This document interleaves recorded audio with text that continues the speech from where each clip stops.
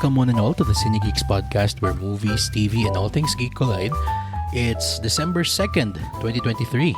I'm Roy, still joined by my lovely co-host, Angela. Hello! Hey Angela, medyo bibilisan na natin tong intro natin ngayon because we're gonna be talking about a movie na we're raring to just dissect as quickly as we can get to it. Yes. Yes. Fresh from the cinema. Oh, fresh na fresh pa.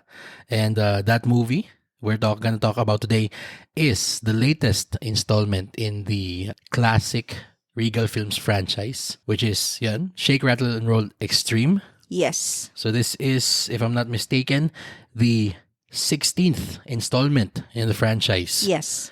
And coming back after 9-year hiatus. 9 years na hiatus.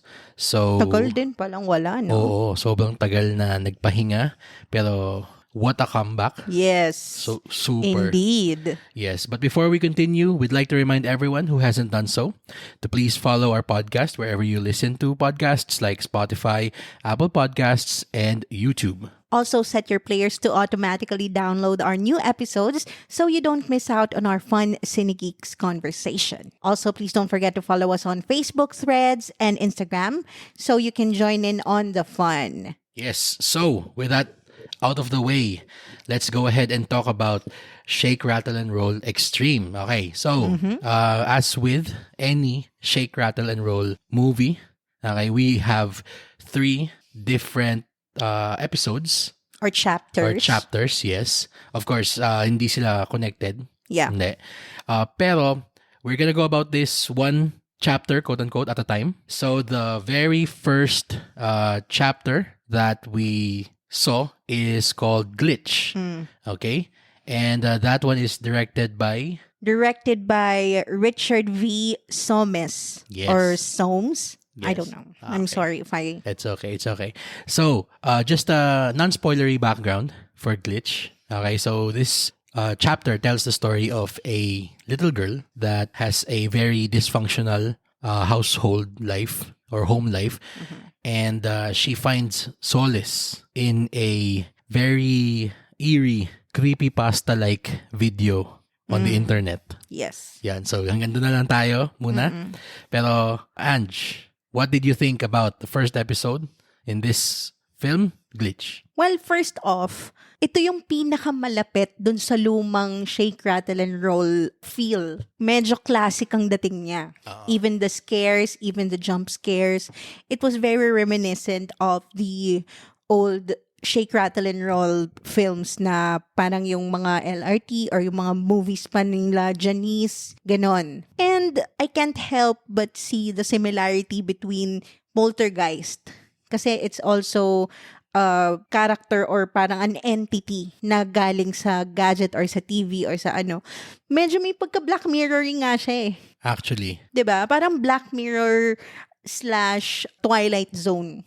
Mas Black Mirror pa siya dun sa quote-unquote horror episode ng Black Mirror. Itong Glitch. Kasi ano siya eh, related sa technology. Oo, tama. Very addicted kasi to gadgets yung bata. Yung anak ni Isa Calzado. Yes. And there was also this parang flashback scene na it's happened before. Oh, we were introduced to a parang small little scene, tama, na introduces us to the quote-unquote villain of this chapter. Yeah. And it was set in California. Akala ko connected siya na parang si Isa na yung bata dun sa ano na yon, but it's not. It was not implied na it's the same character, 'di ba? Alam mo yung supernatural element niya. Nakakatuwa kasi sobrang convincing and yung mga jump scares niya were very syncopated. What is syncopated for our non-musically inclined listeners? Okay, why don't you explain that? Okay, sige. Pag sinabing syncopated, just ELI5, ganun. Para siyang wala sa beat. Kasi kung halimbawa, pag sinabi mong in perfect beat yung kanta, 1, 2, 3, 4. Yung syncopated, off-beat siya. Yeah. So, usually, kapag sinabing syncopated yung jump scares niya, hindi siya yung parang yung, alam mo ng beat 1, 2, You're Boo. expecting Hindi. it at 3, Oo. pero it comes at 1.5 or 2. Yun. Parang Yun. ganon. Ganun yung scare na pag papasok siya bigla doon sa moment na hindi mo ina-expect.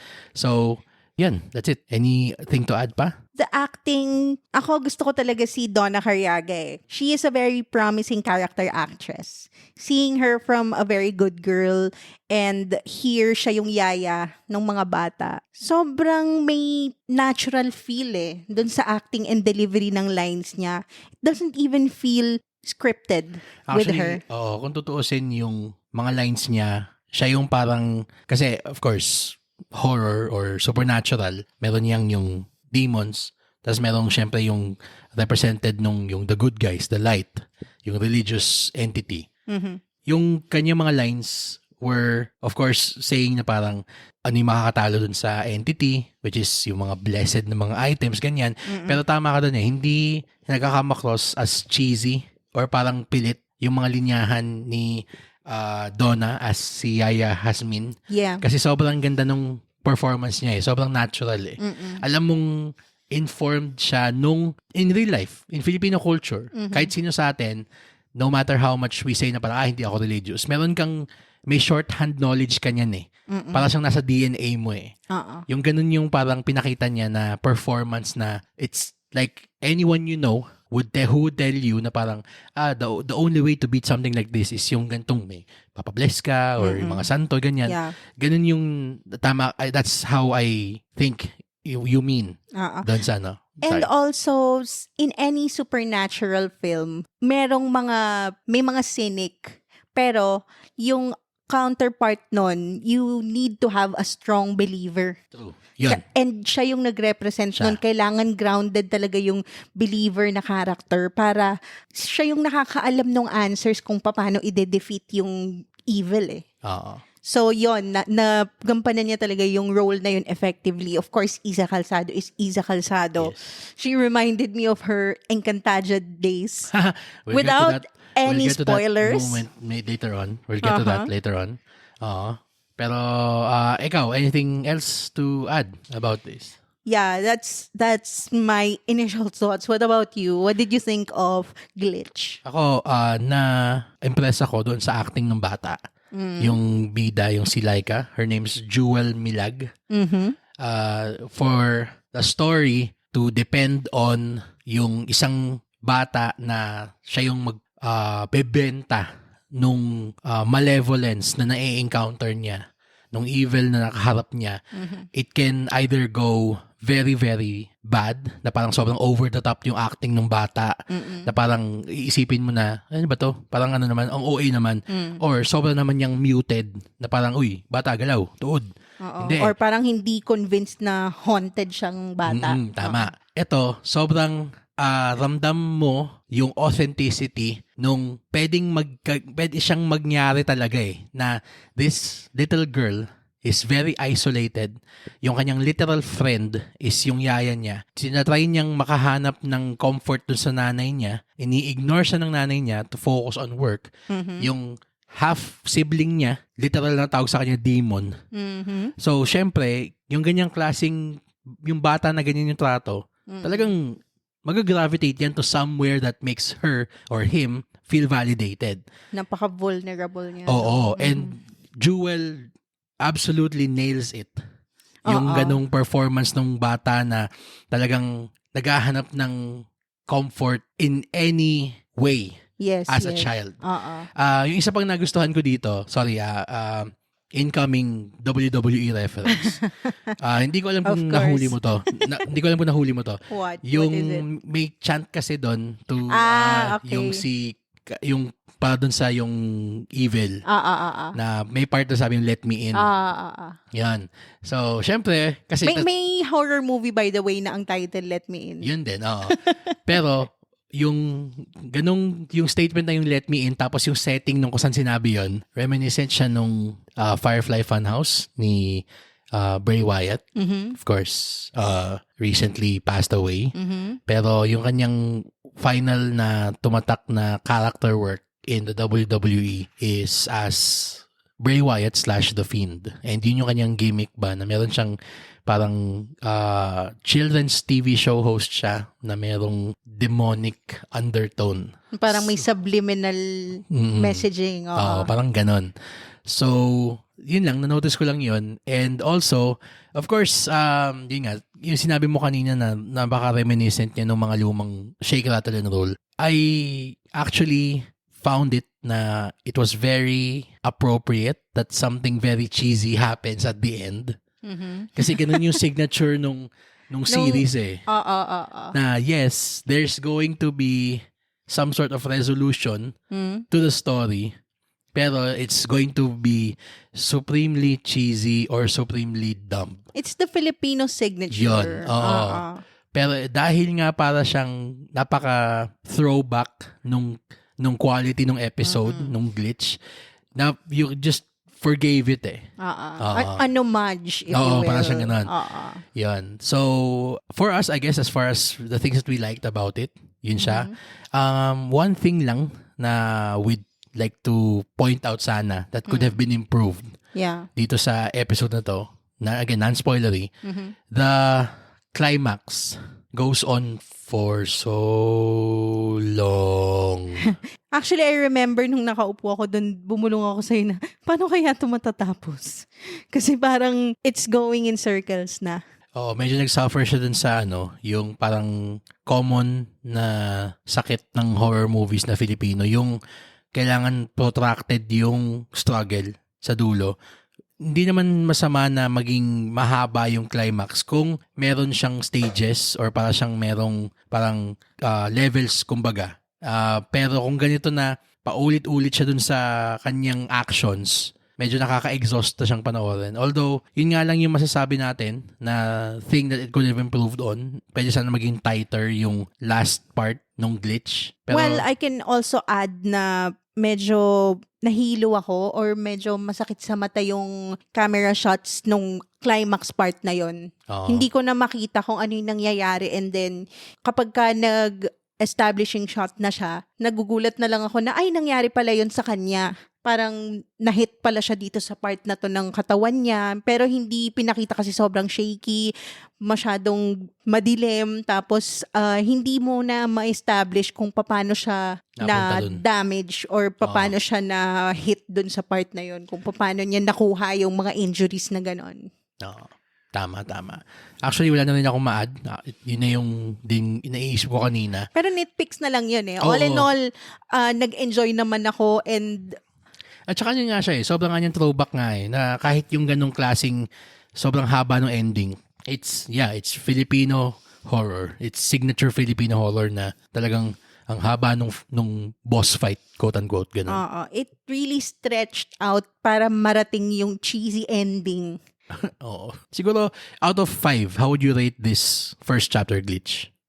Siguro kung grade. Letter grade na lang? Letter grade. Sige, letter grade. Siguro kung letter grade, it's a solid C for me. Same. C+. Siguro pinaka mataas pwedeng ibigay. Dahil ako C. Hindi naman siya yung parang pangit. Hindi, pero siya, it's what we've seen it so many times before. Yeah. So, yan. For glitch, you gave it a C. I gave it a C+. Okay, so let's move on to the second episode of Shake, Rattle and Roll Extreme. And ito yung pinaka-excited tayong pag-usapan. And let me just start off with ang ganda ng poster. Oo. Sorry, sige, go. We'll talk about that. Yes. Ito yung favorite ko na movie poster. Poster pa lang na-intrigue na ako. Sabi ko, this is cool. Galing, no? Oo. We're looking at it right now. Para siyang body horror, no? Well. Sige. Let's get to it na before we slip pa. What did you think of Mukbang, yung second episode ng movie na to? Wala kang logline na sasabihin dun sa mukbang? Mahirap siyang pag-usapan, Gusto ko, kasi talagang, this is something best experienced with nothing. Talagang no knowledge of anything. Huwag niyo panoorin yung trailer, please. Ako, I didn't even watch the trailer. Ako kanina ko lang napanood yung trailer dun sa Shangri-La na yung big board nila. I just surmised from the title na, okay, mukbang, this is food or parang, nahulaan ko siya actually. At saka kasi nakita ko na parang kinast si Ninong Rai, yung awesome food vlogger. Yes. By the way, thank you Ninong Rai. Sa'yo ako natuto na magluto ng pansit canton sa frying pan. Yung isa sa mga unang video mo. Stir-fried pansit canton. Stir-fried pansit canton. Thank you po. So, nung nakita ko na cast siya, parang, si Ninong Rai, part ng Secret and Roll. Did not know he could act. Oo, pero dito para siyang... He's a scene stealer. Sige. Let's get to it. What did you think of mukbang? Ito yung favorite ko actually. This is very modern. Sobrang niyang of its time. It's very 2023. Yes. Especially at the height of influencers and clout chasing and all that. Sobrang tuwan-tuwa ako na makita na sobrang raw. Para kang a peek behind the curtain ng mga influencers, ng mga YouTubers and vloggers na yung nagsasama-sama, nagko-collab para mag-benefit silang lahat and for the quote-unquote algorithm. May sinabi ka nga kanina din na para siyang feels na mockumentary. Para siyang mockumentary kasi may mga pan and zoom na parang parang The Office At na. saka yung mga first shots na yung halimbawa ito sige, so quick background, non-spoilery. This episode is about a group of influencers coming together to shoot a quote-unquote collab video na magmumukbang daw sila sa isang bahay nung influencer na trying to come up the ranks, so to speak. So they invited the biggest influencers na fina-flash pa nga kung ilang millions yung subscribers nila Ang ganda nung ang ganda nung flourish na yun, yung ginawa ni Gerald Tarog. Talagang yes, sobrang chef's kiss. Ganda. Alam mo, I would watch a full-length film itong mukbang na to. I wish this was an entire movie of its own. Ako din, talaga. Sobrang niyang interesting. Alam mo, nakakatuwa kasi may the characters are like parang Riverdale. They're Gen Z, napaka-odd ng mix ng mga characters nila. Pero sobrang ganda nung dynamic nila. Funny you mentioned Riverdale kasi sabi mo sa akin na may isang influencer dito na She appeared in Riverdale. Si AC Bonifacio. Yes, she was. Ashley. And yung sobrang whimsy niya reminds me of the stories in American Horror Story. The characters were so flamboyant and over the top. Pero you know that there are influencers who behave and who speaks, who acts like that. Oo, nakakatuwa kasi it's so funny and it's unapologetically funny. Napaka-dark nung comedy niya. Para sa akin yung, maliban kay Ninong Rai, we'll get to him in a moment, yung isang pinaka-favorite ko dito na cast member is si Esnir Ronaldo, si Beyonce. Ranolio as Beyonce. At saka yung kanyang friend / assistant ata, si Adele. Played by Fee Palmos. Silang dalawa yung sobrang nagdala nung comedy nung setup part nung episode Talagang yung kakulitan niya, napaka-natural. Ang ganda niyang pang disarm sa'yo for what's about to come doon sa episode na to. Yan. So of course, this being a Shake, Rattle and Roll episode, something is about to go horribly wrong sooner than later. And the way that it goes wrong is actually one of the most interesting ways that it has gone wrong dun sa film series na to. Since mukbang yung title nung video or nung episode, I think you can surmise na kung what it is. Yes. Pero ikaw, what did you think of the way that the quote-unquote horror was presented dito sa episode na to? It was so refreshing. It was refreshingly good. Yung humor ni Gerald Tarog dito, parang Eli Roth. Yes. Tama siya. Yun, tama ka doon. And that is very high praise coming from me. Napakatanging cheek ng mga jokes niya. And there are even jokes na talagang mapapa ROFLMAO ka. May isang specific dun na parang sobrang tense na ng moment. Tapos, Nagla-live sila. Nagla-livestream pa sila habang... In a very tense moment. Tapos dun sa kalagitnaan ng live streaming nila habang kinakalampag yung pinto nila, nakapagbagsak pa ng sponsorship tong isa. Talagang nakita, napatayo talaga ako sa tawa nung kanina. Oh my God. Sobrang, oh my God. Ang ganda nung it's funny because you know na people who are like that, in a situation like that, will do exactly that. Alam mong hindi siya nalalayo pero yung absurdity and the reality of that thing. They are so full of themselves and that is the best thing. Grabe yung Tsaka din, yan, sige. Si Esnir, tsaka si Fee. Yung kay Fee naman, yung si Adele, isa siya dun sa mga unang victims itong evil dito sa mukbang. And ang nakakatawa dito kasi, not giving anything away, pero merong transitional period dun sa parang nung napuruhan tong si Adele. Ang nakakatawa dun is, parang akala mo magiging straightforward monster siya kasi na-turn siya kuno. Pero yung gusto ko nung parang monster siya, nung na-retain pa rin niya yung kakulitan nung si Adele. Tapos it leads to a moment later on in the episode na may isa tayong parang influencer na sinundan, tinry niyang mag-pass as one of the monsters. And then, of course, mahuhuli siya. Pero yung the way na nahuli siya, another ROFLMAO moment. ROFLMAO. Oo, grabe yung... hindi ko in-expect yun. Talaga nung biglang yun. And ang ganda na. tuwan-tuwa ako kasi coming from Thanksgiving, we watched that last week. Sobrang parehas yung humor niya. Yung talagang they made a joke out of these people na they're not really the most likable people. Pero it's funny how they get their comeuppance. Parang ganon. True. Sobrang chef's kiss. And that brings us to Ninong Rai. Yung sa akin yung MVP nitong episode na to. If you're not aware of who he is a food vlogger. So parang ginagamit niya yung kanyang dry humor alongside, of course, cooking. Yan, ganun siya. And he does exactly that. It translates very well sa sine, yung kanyang act.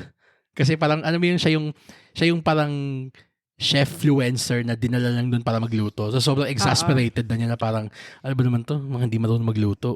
Ako na lang yung kinalagad. I'm so over this. Ganon siya. Tapos, yung may moment doon sa patapos na nitong mukbang na talagang sobrang... Yun ang one of the best. We're not gonna spoil that. Pero, yun talaga yung it ended on a period. And it was Ninong Rai. Na yung ng finishing touch na yon. I'll never look at something flying over a swimming pool the same way again. Grabe yung... Oh my God. Yes. What a moment. Ang galing. Pero props din has to be given. Well, we've been giving props kanina pa to director Gerald Darrog. Sobrang ballsy ng kanyang choice to make this very gory.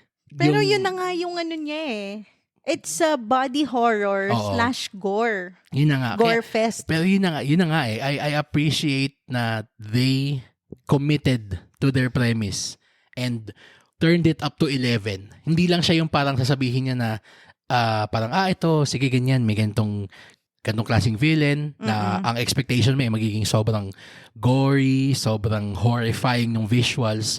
Usually, pag Filipino horror, parang, hindi ko naman sasabi na nag-chicken out tayo, pero combination siya ng one, meron ibang sensibilities ang Filipinos when it comes to horror, and two, sabihin natin na budgetary limitations. Sige, ito, talagang pinush niya yung, alam niyang envelope pushing, yung kanyang subject matter, itong mukbang. And di lang niya pinush yung envelope. Pinunit niya yung envelope altogether. this is what we're talking about na kapag if you wanna go all in, go all in. Yes. Oh my God, yes. Talaga. Yun. Kasi yung dividends nung pag-go all in will be greater than any praise na anyone can heap onto your work eh. Ito, katulad sinabi mo kanina na parang sana naging naging feature length. Oo. Kasi, and ito pa, it's amazing na for a 40-45 minute segment or so, ganun, nabigyan niya tayo ng enough character development into almost everybody. Now even though we've spent so little time with them, they feel like real people. Yes. Almost every single one of them. May mga iba na shortchange. Pero yung fact na na-juggle niya yung kanyang impending gore fest. Yes. Plus giving characterization to these target walking. You still rooted for them. Yung dynamic nila between each other. The couple who are constantly fighting. Yung ganon. May pagka-meta pa nga yun kasi real-life couple sila eh. Si Jane Oineza tsaka si RK Balkaching. Yes. Yan, yes, yan. Nakakatawa kasi may moments na parang alam mo yung talagang ayaw nilang tigilan mag-away pero magpo-pause sila enough just to fight another wave of monsters. Sobrang ganun yung hinahanap ko matagal na parang tongue-in-cheek humor in Philippine horror. Yes. Na horror doesn't necessarily have to mean na dour or parang sobrang niyang depressing panoorin. Although may time and place for those kinds of films. Hindi ko sasabihin na hindi. Pero if you're going to go you have an idea for a horror film na sobrang out there, sobrang fantastic, sobrang out there ng idea mo. Commit to the absurdity. Yan. Commit to the absurdity of your premise. Make it trickle down to your characters kung gaano ka-absurd siya. And let me just add yung tungkol din sa mga villains that they were not given a name or they did not even speak. Para silang yung mga, what do you call this, yung mga robots dun sa Five Nights at Freddy's. They got that treatment. Even the humor. Ng pag-treat sa kanila na they were not shown as evil talaga. And they're just, alam mo yon, they have needs. Parang ganun. They just happen to go about getting their needs in that way. And also, natuwa ako, pero ito, for reference lang, sige. Kung may WWE reference ka kanina, okay. Ako, meron naman akong Supernatural. Okay. The series. Okay. Okay, go. Kasi meron dong creature, ang pangalan Wendigo. Sa mukbang ba to? This is in relation to mukbang, the monsters. Okay. Sige, sorry. Wendigos are parang supernatural creatures na they have an insatiable hunger. Okay. Yon. Okay. So I'll end it at that kasi baka ma-spoil na. Pero may mga Wendigo sa Supernatural and they're also in X-Files. Too.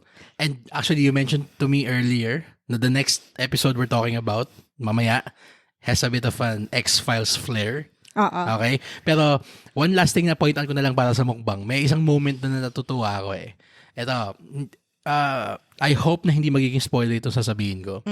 Pero, yung parang nag-guide doon sa mga monsters, sinabi niya na parang something to the effect of, wait lang, mamaya na lang natin pupuntahan itong mga to. Tapos, yung mga monsters, ready na sila mag-pounce. Tapos itong si Sir, parang siyang, sinisenyasan niya na parang, wait lang. Tapos lahat ng mga monsters parang, okay, sige, wait lang tayo. Parang, yung kanong yung visual sight gags. At saka kahit yung sa pag-aaway pa rin ng couple, parang nagkakaroon sila ng parang they look at each other na parang, is this happening? Yung mga monsters, I never thought I'd see the day na I would see sight gags that smart in Philippine cinema. Diba? Sobrang niyang, oh my God. It's very refreshing talaga. Super. Parang gusto ko siya actually, naisip ko parang gusto ko siyang panoorin na lang ulit para lang dun sa mukbang. Kasi sobrang niyang fun, it's a fun wild ride talaga. I'm definitely gonna watch this again. Kasi gusto ko mapanood ng mga pamangkin ko tong... Ay, oo. Ito, medyo sparse kasi yung tao dun sa sinihan natin kanina. Although medyo lively naman tayo ng konti, yung group natin. Pero gusto kong mapanood tong the whole thing just to see how this plays in a bigger crowd. Kasi lalo na yung mukbang, sobrang crowd-pleasing na itong second episode. Super. One of the best horror films or sige sabihin, short films in recent memory itong mukbang. Definitely one of the top chapters for Actually, me sa anthology ng Shake, Rattle and Roll. Hindi na ba siya yung top na? It's up there. It's up there. Yes, that's debatable. Okay, sige. So, hindi pa, surprise pa ba yung letter grade natin para dito sa mukbang? Ikaw, what was your Ikaw naman ngayon, mauna ka. A+. Plus. Wow. So, this I will remember as one of the most fun 2023 movie-going experiences. Itong episode na to, talaga. Ako din, A+. Sobrang niyang perfect. It's a perfect movie. Mini-movie in every way. Talaga. Okay. Sige, baka maging mukbang episode na tong episode natin na ba? How do you do a mukbang on a podcast? On a podcast? Yan na. So, ASMR. Okay. Sige. And finally? Alright, let's move on to our last chapter or episode. We have Rage. Okay. So, what is the log line? So, yung Rage, just quickly, not spoilery. Alright. Something falls from the sky and makes people turn into uncontrollable killing machines. And it's up to our band of heroes to try to survive the night amidst these mindless killing monsters. Yan. Okay. So, you go first naman. What did you think of Rage? Well, for me, of course, props to Jane De Leon as Trina. Siya yung ating final girl, so to speak, for this specific story. So, if you guys don't know about the final girl trope, in horror movies, laging may ganun. Laging merong yung natitira na isa. Siya yung bida lagi. And for this one, this is Jane De Leon. I am astounded by the level of physicality. Yung talagang raw, if I may say, animality nung kanyang yung performance niya na parang talagang sobrang niyang placed in a very desperate situation. Hindi ko naramdaman yung parang pagpapabebe doon sa acting niya. Like so many of her peers are wont to do or kadalasang pitfall nila in a movie like this or in a whatever series ganyan like this. Well, she portrayed Darna after all. Siya ba yun? Yes. Okay. I apologize. I don't really consume much television, local or international. Sobrang piling-pili lang yung mga series na pinapanood natin. Minsan pa ulit-ulit pa yung mga iba. Pero, I mean, if she was Darna, then I would say na, okay, that tracks na talagang yung kanyang physicality, kaya niyang dalahin yung kanyang performance as the lead of this specific episode, again, titled Rage. It could have suffered from being a half-baked idea Kasi sobrang niyang high concept. Yun nga, may mysterious element that falls from the sky and yun nga, naging parang mindless zombies yung mga tao na papatay na lang ng kung sino-sino. Yes, especially, well, I won't say high concept, maybe for Filipino films. Kasi this has been done. Oo, yeah. Countless of times. Pero mas nakikita natin to sa international, especially American and Korean. Korean, yes. Yun yung parang benchmark Oo. Ito, siguro you may surmise from the comparison I'm going to make. Pero meron siyang elements ng parang Train to Busan, yung action niya, yung intensity. Yes. In terms of characterization, medyo para siyang early seasons Walking Dead. Yung ganon. Especially Jane. She reminded me, sabi ko nga, parang siyang si Michonne. So, parang badass girl. Oo, grabe yun. Warrior, diba? Talagang, alam mong, or you bought into the idea na she can really kick serious ass talaga. Ibang klase. Yung characterization sinasabi ko kanina about yung early seasons Walking Dead. Yes. Oo, yun yung mga celebrated na mga seasons nung show na yun. Pero we have to admit na medyo parang tropey yung pag-deal niya with the characters. Na ito yung si mainit yung ulo. Ito yung si matanda. Ito yung si naive. Yung mga ganon. Ito yung na-meet nila from a place na sinave sila pero Mysterious. Mysterious. Meron ding yung medyo cowardly. It could have been na weakness siya nitong rage. Pero in my opinion, okay, I feel na it's actually the strength of the script itself and eventually the final product na ganun yung pagkakahandle ng characterization ng mga tao na if it works, 'di ba? Exactly. Na kung hindi mo naman kailangan na magkaroon ng A24-ish characterization na may deep monologue, may deep parang longing look into the distance. Hindi eh. Yeah. These tropes, these characters have been around for decades. Yeah. And they work.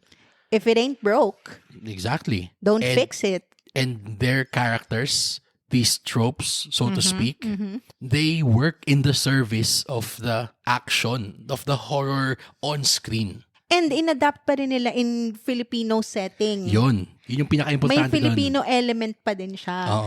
Grounded pa rin siya sa kultura natin, which I appreciate a lot. Sorry, basabi lang natin na yung Rage was directed by Joey De Guzman. Okay, so yung kanyang decision nga to parang put a Filipino spin into these well-worn... The zombie genre tropes. Parang siyang nakakatawa kasi parang silang yung mga characters dun sa, alam mo yung Left 4 Dead na video game, computer game. So, hopefully many of you are familiar with it. Kung alam niyo yung Left 4 Dead, sumasakit na yung likod nyo, tuhod nyo. Okay? Pero hindi naman sila ganun ka-cartoonish. Hindi naman sila caricatures of people. These are still people that you can and will meet every day. Pero, of course, heightened reality siya kasi how about putting these people in a situation like that? And it works. Again. Sige, ikaw muna, before we get to other things that we thought, what I thought about it, what did you think naman, about Rage? Ako, I was very impressed dun sa makeup. Yes. And set design niya. Panalo. Oo. It was very believable na somewhere in the province, this can happen. Yes. Nandun siya sa mga liblib na lugar. And it came from this parang symbiote parasite organism. Parang ganun. And I bought it kasi, you know me, I watch a lot of X-Files and yung mga sci-fi, mga supernatural series. And this reminds me of a very, very prolific villain or species sa X-Files na multi-season arc siya, yung Black Oil. Okay. Na parasite din siya and may mga pinapasukan sila or pinopossess sila ng mga human host. And they manipulate the behavior of the human that they possess. And parang ganun eh. I think the director and writer of this particular chapter is also a fan.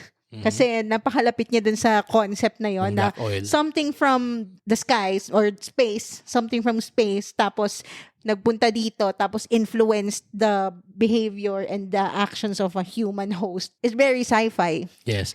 I can see here that yung Rage is credited to writer Trisha May Delis. So I would think na she is also an X-Files fan. It doesn't feel supernatural na shake, rattle, and roll eh. Hindi. It feels like it belongs to parang alien. Parang siyang parang Walking Dead-ish na parang may sci-fi na explanation doon sci-fi/horror. Yun. Yung horror, syempre, yung of course, yung seeing na parang these people are just, killing each other. And there's a very impressive sequence here na parang medyo nag-slow down yung proceedings pero pinakita pa rin yung barbarity ng actions nito mga possessed na mga tao. Sobrang impressive nung na yun. Again, going back to sa sinabi sa mukbang na if you have a very crazy premise, go all the way. All the way. And another one of these three went all the way dito sa Rage. Talagang pinakita talaga nila. Yes, and also, it didn't feel its length. Hindi. Napaka-propulsive kasi. Sobrang kinetic niya the entire time. So, hindi ako naupo and nag-wonder na, how will this end? Parang ganon. Parang I was so into the action and the story. And yun nga, just like mukbang, they gave you enough character development para ma-invest ka sa kanila. And how they will end up. Exactly. Isa pa palang na-notice ko din, of course, going back to the Left 4 Dead reference, this chapter felt so much like a video game in the best way possible. Yes. Nag-escalate yung amount of obstacles that they face and even the quality of the obstacles they face. Yes, and the mini boss and the boss. May mga mini boss tapos may final boss doon. Na sobrang sobrang unique. I never thought I'd be so happy to see a chainsaw in Philippine cinema. Talaga. And also, hindi lang yon. Akala mo na yun na yung parang, oh my God, may ganong klaseng villain dito sa horror na Pilipino. Meron pang moment na if you are an Evil Dead fan ni Sam Raimi, okay, you'll know it when you see it.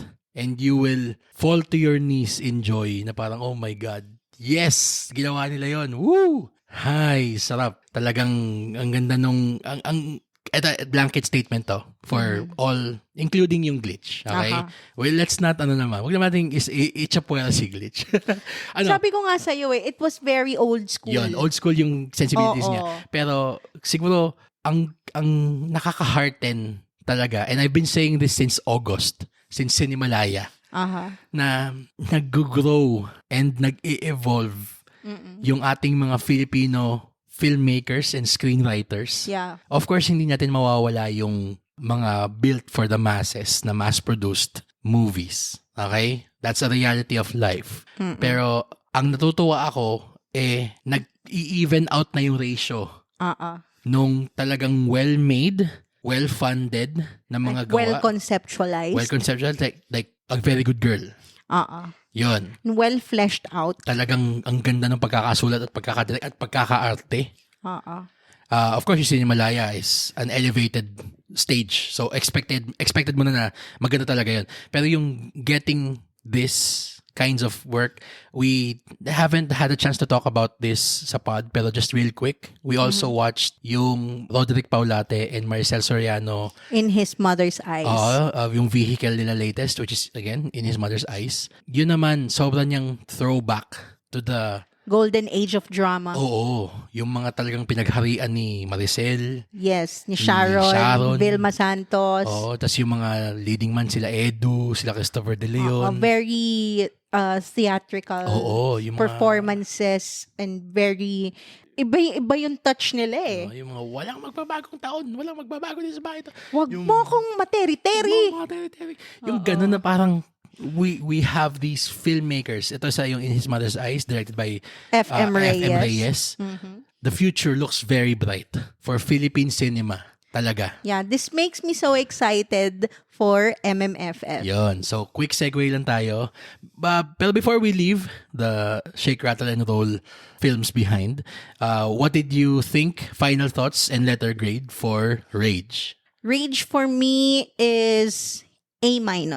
Okay. Bakit A- for you? Just because bitin siya. Well, And I feel I could learn more about what will happen to them, what happened after. We just got parang a news report soundbite. So parang after all that propulsive and kinetic na action, bigla na lang siyang naputo na standstill and then a news soundbite. Actually, parang nga siya yung ending ng Train to Busan na ganun siya ka after nung all the craziness of the past 2 hours. Biglang sudden halt. Oo, pero hindi siya to the detriment of the film, in my opinion. More siya na parang, okay, so, hindi naman pwedeng sa isang masamang pangyayari, laging mga big events lang yung focus. May mga quieter moments of introspection na nangyayari. So yung final, sabihin natin 3 minutes nitong Rage was a much needed denouement or epilogue ba of the craziness that preceded it. And sa akin naman, I'll give it siguro A minus din. Sige, we'll give it an A minus because sobrang na-amaze ako na we are finally able to put out something na kasing level ng mga fantastic zombie horror movies ng kahit sabihin South Korea, ganon. Yes. Yung ganong quality. I did say that. Oo, I sabi told sa akin you yan. that na Oo. parang wow, ang pakiramdam niya para siyang yung mga Korean zombie films, di ba? Yun, Or ganun. series. And kaya ako nagdadak ng point siguro kasi parang katulad ng mukbang I would have wanted to live in this world a bit more. A bit Kung longer, yung yeah. mukbang, maganda siyang feature film kasi contained yung kanyang kwento. Ito siguro sana naging series. Yes. Oo. I would watch a series. Siguro kahit sabihin natin this. 6-episode series. Ganon. Ang ganda niya eh. Tapos pwede mo pa siyang gawa ng Fear the Walking Dead. Oo, gumawa kayo ng Rage Universe. Yun, ganun. Walang problema. It has a lot of potential. Talaga. Yung sinabi mo kanina na if ganito kaganda yung mga lumalabas, now, paano pa kaya yung MMFF? Kasi, I'll do a bit of research to confirm this, pero offhand knowledge ko is, I thought na itong Shake, Rattle, and Roll Extreme, at saka yung aforementioned In His Mother's Eyes were entries, supposedly, for the MMFF this year. At saka historically, yung mga Shake, Rattle, and Roll films are always, MMFF. or ilang beses na siguro, Oo. part siya ng lineup ng MMFF. Ano yan eh? So, Christmas movie yan eh.